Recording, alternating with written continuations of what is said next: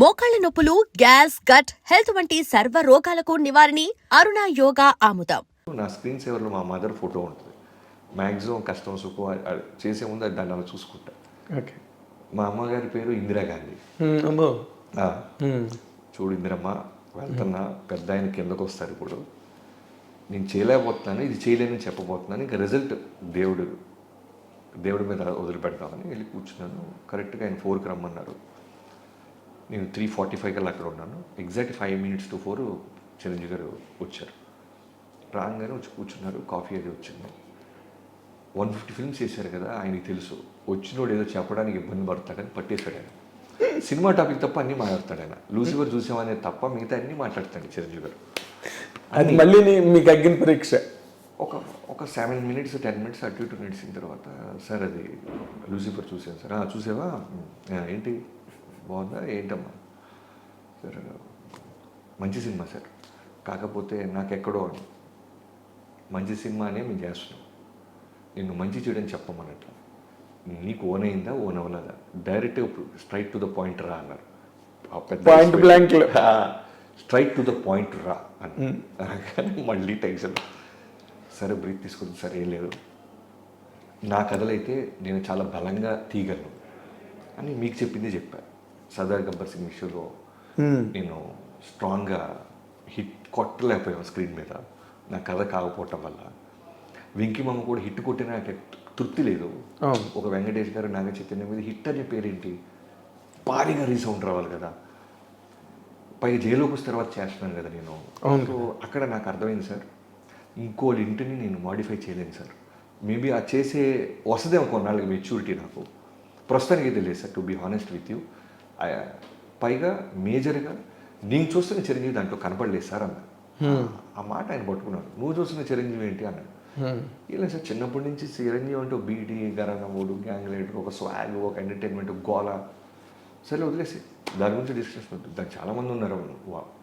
నీకు ఊరికే రైటరు కదా, నువ్వు ఏదైనా ఓన్ చేసుకుంటావు అని అడిగాను తప్ప, నాకు చాలామంది ఉన్నారులే బాబీ, దాని గురించి వదిలేసి అన్నారు. అనేసి తర్వాత ఏంటి ఇంకా అర్థమైంది, ఇక లేదు మనం చిరంజీవి గారితో మనతో ఏం చేయడానికి ఫిక్స్ అయిపోయాడు.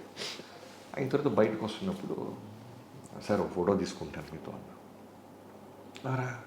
ఫోటో తీసుకుంటూ, మీ నాన్నగారికి చెప్పు, ఇలా సినిమా వస్తే నేను చూస్తున్న చిరంజీవి లేడు అన్నామని అన్న తర్వాత, ఇంతకు నువ్వు చూస్తున్న చిరంజీవి ఏంటయ్యా, ఏం చెప్తుంటాడు అతను, నువ్వు చూస్తున్న చిరంజీవి ఎప్పుడు చెప్తావా కదా అన్నారు. అది ఆయన గొప్పతనం. జనరల్గా నేనైతే ఇప్పుడున్న చిన్నపాటి స్థాయిలోనే ఎవరికైనా ఒక అవకాశం ఇస్తే వాడు గంతులేస్తాడు అనుకుంటే, వాడికి అవకాశం ఇచ్చిన తర్వాత, మీరు ఇచ్చిన అవకాశం నాకు నచ్చలేదు, నేను ఇంకొక ఆపర్చునిటీతో వస్తాను అంటే, నేను ఇమీడియట్గా వాటితో ఇంత ఎర్లీగా అయితే వాడికి నేను అవకాశం ఇవ్వను. 100%. కనీసం ఒక 6 నెలలు, కనీసం మనిషిగా మనకి ఎక్కడో చిన్న ఈగోస్ ఉంటాయి, కోపాలు ఉంటాయి, ఓ నెల 2 నెలలు పుష్ చేస్తామండి. అవునా, కలుద్దాం రా, రే తమ్ముడు కలుద్దాం రా, ఎంత గుడ్ ఇంప్రెషన్ ఉన్నా ఏది ఉన్నా సరే, అరే నువ్వు ఇప్పుడు నా కింద పనిచేసి చిన్న బాయ్ కూడా ఉన్నాడు, ఆయన పిలిచి అరే నా బ్యానర్లో నువ్వు సినిమా చేయరా అంటే, అది గంతేస్తాడనే సమ్మర్ సాల్ట్ వేస్తాడని నా విజువల్ ఉంటే, మీరు ఇచ్చారు బట్ ఇది కాదు, నేను ఒక కథతో వస్తానంటే ఎలా ఉంటుంది నాకు. సో ఆయన వెళ్ళే ముందు, నువ్వు చెప్తున్న చిరంజీవి ఏం చేస్తాడో చెప్పవా, దాని సంగతి చూస్తానన్న. చెప్తాను సార్, ఒక 20 రోజుల్లో అలా వస్తానన్న. కట్ చేస్తే కరెక్ట్ 18వ రోజు మెసేజ్, 2 days ఉంది నీకు ఇంకా అని చిరంజీవి గారి దగ్గర. సో 20 రోజులు నాకు నా టీంకి అగ్ని పరీక్ష. ఎందుకంటే అది నేను హ్యాండిల్ చేయలేకపోతున్నా అని చెప్పి వచ్చా. నా చిరంజీవి అది కాదని, ఇది కాదని తొడగొట్టి వచ్చావు. నీ చిరంజీవి ఎవరైనా ఆయన అడిగారు 20 రోజుల్లో వస్తాడు మా చిరంజీవి. ఇప్పుడు ఖచ్చితంగా మామూలుగానే చూసే చిరంజీవి గారు బోతత్వంతో చూస్తాడుగా 100%. అంటే లూసిఫర్ లాంటి సినిమా బాగుంటుందని మేము కొంటే, నువ్వేంటారు బిల్డప్ ఇస్తావు అనే దాంతో బోతత్వం చూసి మనం దొరికేస్తాం. అవును. ఫైనల్గా 20 days తర్వాత వెళ్ళి ఏదైతే ఇప్పుడు మీరు చూసారో ఆ ఇంట్రడక్షన్ ఉండేది.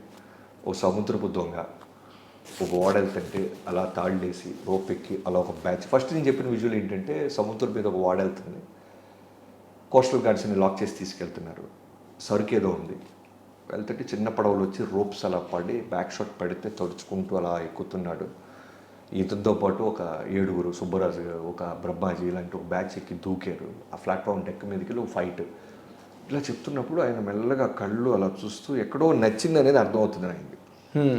లుంగి గింగి కట్టి చిన్న పిండి అలా వాళ్ళ ముందే మడతేసుకుంటూ చేతిలో నోట్లోంచి ఒక కత్తి తీసి చిన్న మూమెంట్తో డ్యాన్స్ వేసుకుంటూ ఫైట్ చేస్తాడు. ఇలా చెప్పుకుంటూ ఫస్ట్ హాఫ్లో ఒక 15 సీన్లు, సెకండ్ హాఫ్లో ఒక 10 సీన్లు చెప్పారు.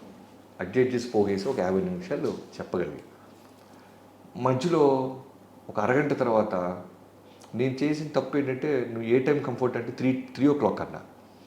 ఆయన నాకు మర్యాద ఇస్తూ 3కి ఓకే అన్నారు. జనరల్గా ఆ టైంలో ఎవరైనా భోజనం చేసి చిన్న న్యాప్ టైంలో గొల్లం వేసుకున్నాను నేను. ఆయన వింటూ మెల్లగా ఆ పెద్ద గుడ్లు అలా చిన్న మోదపడతలే. నాకేంటంటే ఇప్పుడు నేను బయటకు వచ్చి నేను అద్భుతమైన కథ చెప్పాను, కానీ ఆయన పడుకోవటం వల్ల కథ ఎక్కలేదంటే ఎవడో నమ్మడం. పోరా లవ్ ఈయన చెత్త కథ చెప్పుంటే నేను కథ చెప్తున్నాను, బట్ వలసలో ఇదే. ఇప్పుడు వెళ్ళి నా వైఫ్కి ఏం చెప్పాలి, ఎందుకంటే పాపం తనకి నిద్రలేదు 20 రోజుల నుంచి.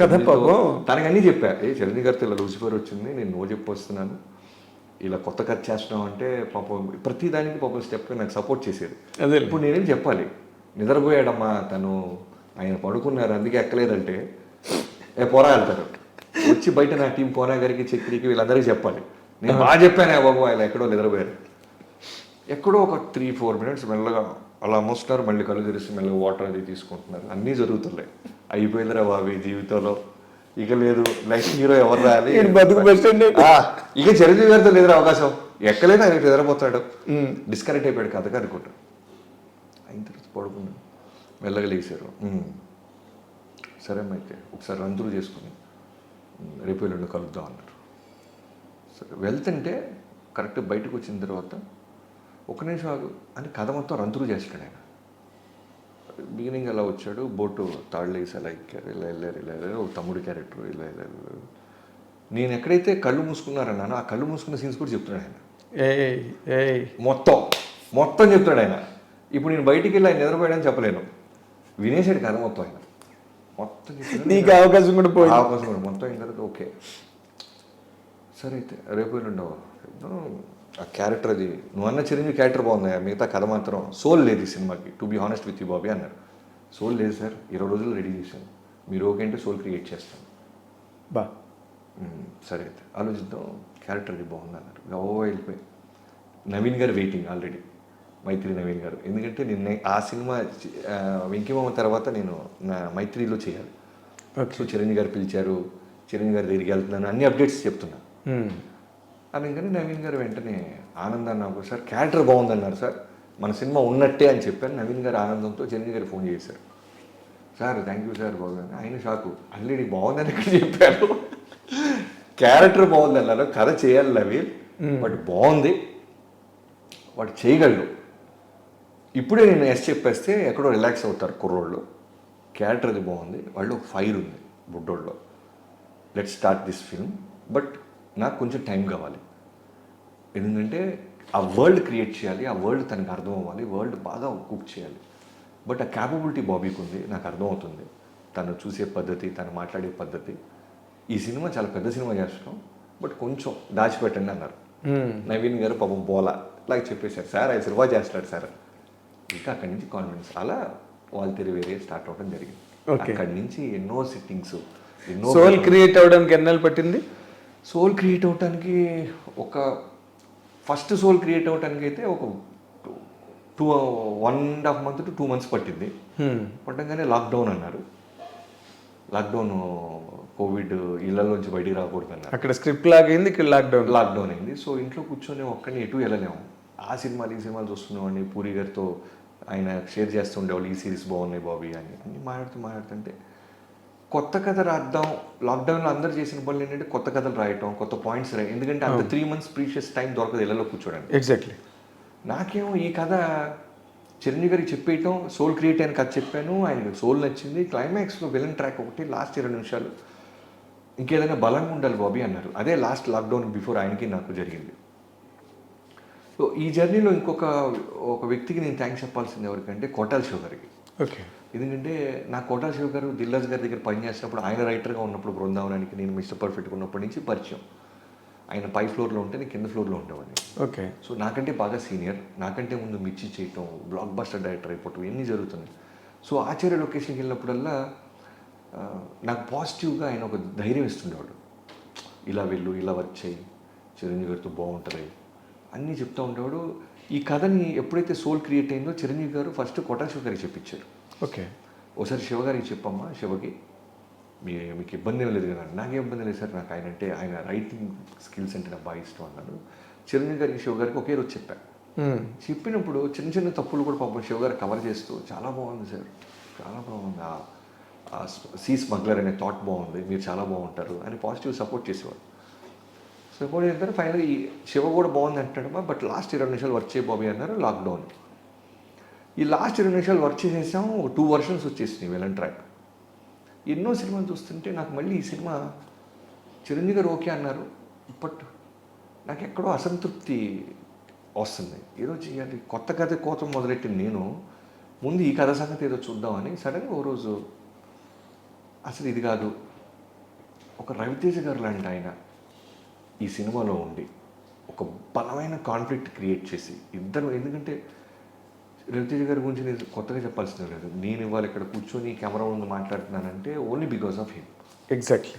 లేకపోతే ఎవరు వచ్చేవాళ్ళో ఎన్ని సంవత్సరాలు పట్టేదో నాకు తెలియదు, కానీ హిస్టరీ అది. ఎవరు రైటర్గా స్ట్రగుల్ అవుతూ ఈ నెలకి ఈ రెంట్ కడతానికి డబ్బులు వస్తాయా లేదా అని భయపడుతూ లవ్ మ్యారేజ్ చేసుకొని ఒక అమ్మాయి మనల్ని నమ్మొచ్చి వాళ్ళ పేరెంట్స్ పెద్ద ఫ్యామిలీ అయినా సరే మనకిచ్చి పెళ్లి చేసి యేసుగూడలో ఇంట్లో ఉంటూ భయపడుతూ ఏ నెలకాల అలా టెన్షన్ పడుతున్నా నన్ను తక్కమని ఈడిలో ఫైర్ ఉంది, నువ్వు సినిమా డైరెక్టర్ అవ్వాలని వచ్చావు కదా, కథ చెప్పు అంటాం, అది పవర్ అవటం.